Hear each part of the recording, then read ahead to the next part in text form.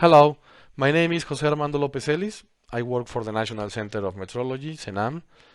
I am from Mexico. I collaborate mainly in the laboratories of gauge blocks by interferometry and calibration of large scales. And in the last months, we have been working on the development of the DCC, Digital Calibration Certificate. I'm going to try to explain our development and talk about what we found during our progress. But first of all, we need to understand the difference between an electronic document and a digital document.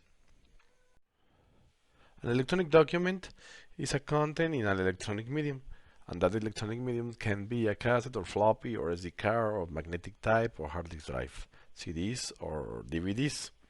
And these mediums requires an screen or audio video emission device for the display or reproduce it, depending the information that contains. An electronic document can be analog or digital. In the case of the cassettes are analog, and the case of the SD cards or hard disk drives are digital. For example, an audiobook or audio recorded into the cassette is an analog type of electronic document, and the information recorded into the hard disk drive or floppies are digital documents. For these reasons, all the information contained in a media device are electronic documents. So, what is a digital document? A digital document is bit-coded information.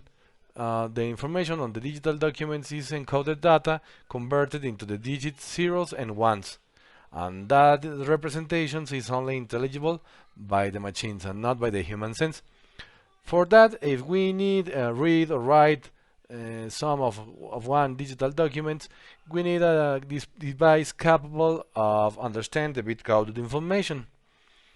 All the documents like a Word, generated by Word, PowerPoint or Excel, the music, image, text, or videos are digital documents. Here we have some characteristics of the digital documents. When we're reading a book or a traditional document, the reading is passive. In the case of the digital documents, we can evaluate or adding a new content, and this converts the document into interactive and mutable. In these documents, the text, image, and videos can be integrated in the same environment. With this, we can create a combination of different forms of information, helping us to more detailed description of the content. And that converts the digital document into multimedia. The documents are also hypertextual. It's possible to generate links or reference between the words or sentences into the parts of the document, in some cases into external documents, allowing non-linear characteristics. Finally, the volatility of the digital documents can be easily published into the web, and that converted or becoming powerful. But like a second is into the web, and the next second is get out of circulation, and that is the characteristic of volatility. The advantage of the digital documents are easy handling, almost instantaneous transport, transformable media support, infinite replication.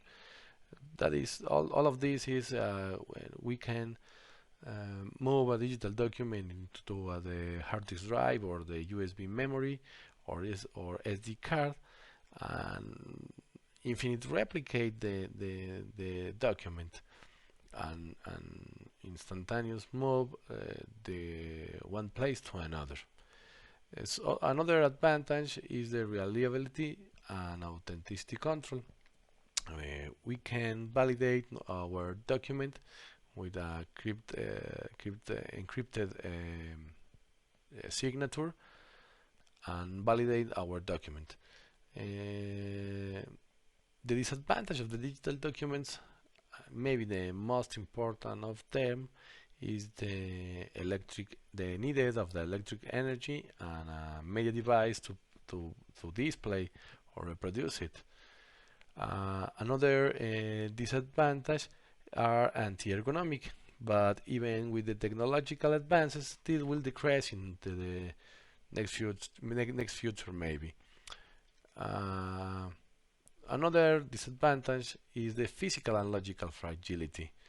If the part of any mechanical device fails or a bit fails, the document becomes inaccessible. Now we are going to establish the structured digital documents. The documents are in which we are interested. The diversity of the different types of existing digital documents made it necessary to establish standards and norms to homogenize the format. With that, the documents can be exchanged between the different applications and circulated on the networks. This structure is made by text, and this is done using the markup languages like HTML or XML. But what is the purpose of these structured digital documents? Well, the purpose is achieve data exchange between a machine and a human being. But how we make this? If the machines talk some languages and the human talks another, well, we need to establish the communications between the machines and the humans. And for that we use an XML, a structured digital document. With this document we can communicate us or transmit us all the information needed to produce the communication. With this we can compensate automatically a CENAM or send us a warning of recalibration of an instrument of some system, and we can achieve a very good communication with the machines. We begin in the develop of our digital calibration certificate, creating an XML file. We want to understand how works the creation of data exchange, a file of data exchange, and for that we use a set of gauge blocks by interferometry, calibrated by interferometry, and fill the file XML with some administrative data and some measurement results. With this we obtained a XML well formed and a valid XML in its own syntaxis. Now we need validate our XML file, and to do this we can use DTDs or XML schema definition. We use XML schema definitions, and XML schema definition is a format to define the structure of our XML. In the schema definitions we can declare simple types of data, complex types of data, restrictions, and we can use all of this to generate a syntactic rules to validate our document. We can with a schema definition we can define our own structure and determine if our XML is valid based on the rules that we define ourselves. Now that we know what is an XML file for data exchange and what is XML schema definition to validate our XMLs, we can talk about the PTV schema. PTV together with the Europe Union are developing a schema to validate their data stored into the main structure of the PTV is divided in mainly 4 great groups: administrative data, measurement results, comments, and documents. But the PTV form this structure or this scheme according to the International System Unit, norms, and standards. Well, putting all together, that structure and the XML with all the information of the measurement results, influence conditions, we can obtain the DCC. Continue with the structure schema of the PTB. Into the administrative data, we have some fields to put or store information about the cover page or first page of calibration certificate. In these fields, we can store information about the items like serial numbers or identification numbers of the items under calibration, and information about the address, about the calibration laboratories and customers who realize the calibration. And in the measurement results, we have fields to store the used methods or the equipment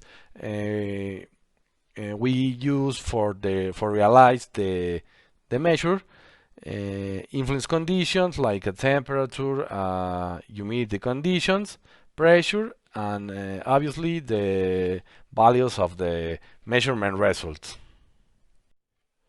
Some fields important we think are important into the measurement result, into the structure of the PTB, is the field of data type. In this field, we can store the values of the measurement result, and we can store information in format of text or formula. This field allows information in LaTeX format. Byte data permits us store images or graphs or text, with the only restriction the information is need converted or encoded into base 64, XMLs, quantities, and list. Another important field is the field of quantity, and in this field we put or store the information of the values of the measurement. If we need put information in a not value real or integer, we use no quantity. If we need information in floating point, we use real. This field permits us use scientific notation, and in this field is all the information is stored in the international system of units. In the field of hybrid, we can store information about the results of the derived units, like a radian or degrees. In our case, we use it because the gauge blocks are in another system unit in English, and it's possible use this field hybrid to store that information. All the fields real have a subfield into the for store the expanded uncertainty and coverage intervals. Here a little piece of one of our certificates into an XML with the PTB scheme. Me and another college was writing into the XML files another certificates, and now another colleges are creating a form to digitize the data of the measurement results, and with this create an XML completely automatical.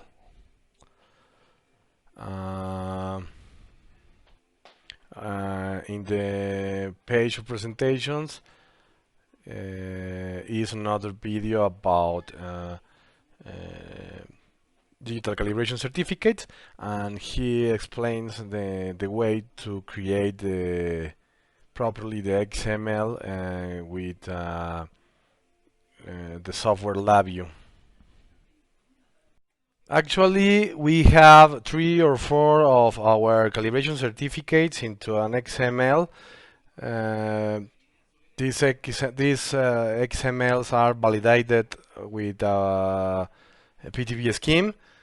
We have observed that it's possible to adapt maybe all of our certificates into the scheme. At this time, CENAM have the way to digitize the administrative data, but the data of the measurement results are now is responsibility of the technical areas. The measurement results are in the mostly into the sheets of Excel, and it's a work of another group try to take this data from the Excel and put it into the XML. In another video, a college is creating he create a software in the software LabVIEW to generate an XML. By other hand, in the other video, another group in CENAM is creating the database for all the measurement results and the way to put in that database. In the actuality, the technical areas generate manually and independent the PDF document, and with the cover generated automatically, CENAMs create a PDF document of the calibration certificate. This document is a human readable document, but not is a structured digital document. This file does not work like a file of data exchange. At CENAM, we have generated a document that serves mainly to data exchange of the measurement results, and the machines or equipment of measurement can use the values to compensate with the values of error and uncertainties, and maybe advise us when the some of the instruments of the system needs recalibration.